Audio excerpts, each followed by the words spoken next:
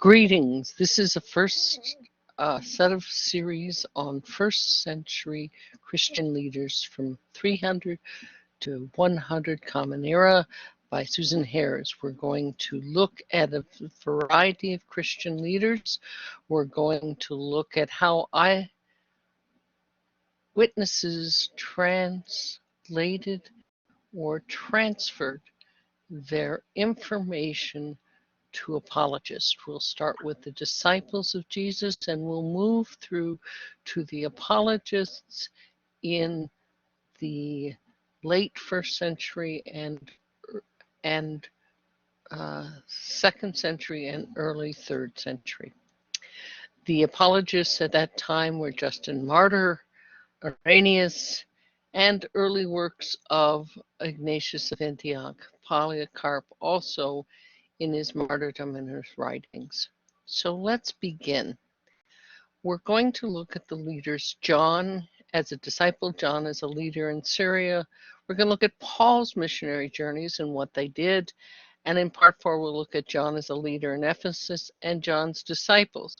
So let's begin. This first part looks at John as a disciple. Let's look at the time frame of that. You see John was a disciple of Jesus, probably 2830 BC. They think that perhaps that dating of Jesus' death was closer to 30, but in those days you see John as a very young man who followed Jesus, who then takes Mary, the mother of Jesus, into his home in probably Nazareth or Capernaum, and he was one of the witnesses to the risen Jesus. Then you see him in the Syrian province. Peter heals a man. Peter and John are sent to Samaria. In Acts 12:2, Herod kills his brother James. You see Acts 15, the apostles and the elders rule on the Gentiles after talking to Paul and Barnabas. And in 65 to 66 Common Era, Peter and Paul are killed in Rome, and the area in Judea became disastrous. So John takes Mary with him, and Eusebius says he goes before the Jewish rebellion as time was getting very difficult for him. So after he did that,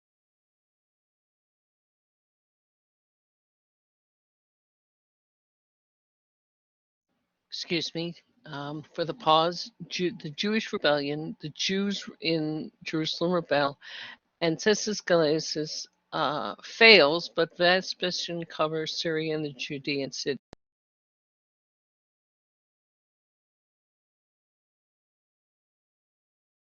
So you see, John is basically living, witnessing in Jerusalem, over here in Samaria, maybe in Joppa, Ephraim, Shechem, Samaria.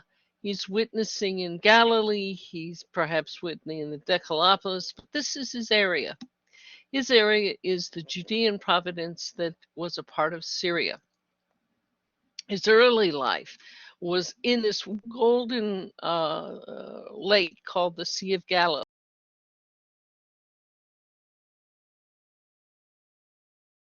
And today sits nestled among the Golan Heights, the wonderful Jordan Valley. It sits near the Jezreel Valley. It's a beautiful area, as you can see in the pictures as it looks down. You can see that he was fishing on a lake. This lake was deep, 43 feet, kilometers at the bottom. That's a great deal. Think of that as 86 miles. It's a very deep, diff lake where the water wells up from various places in the rift. He was fishing in teams in boats, perhaps like what you see there. So imagine his thing. And he was cleaning nets. This picture of cleaning nets still occurring on the Sea of Galilee inspires him. And there is a boat that was dragged up out of the archaeological mud in the Sea of Galilee. It arose to archaeologists because the water level in the Sea of Nazareth has been diminishing as Israel uses it to water plants. So what would have been like knocking with Jesus? He would have been a hardworking fisher. He would have been pulling out fish and selling it. It would have been hard labored work, but he was the son of a man who owned a boat, so he's wealthier than son. He's the youngest. Jesus treats him as the youngest. You might see this young man over here being that image. He was dashed in his hope at the Last Supper. He stood at the crucifixion with Mary. He ran to the tomb, racing Peter and John. And rumors about John becoming alive occurred because of words that were said after Jesus' resurrection in the Sea of Galilee. Well, that's John as the first disciple, and I'll sort of stop here for a moment and pause as we go into the second part in the next video. Thank you very much for your interest. I'm going to take a pause and we'll pick this up with the next recording.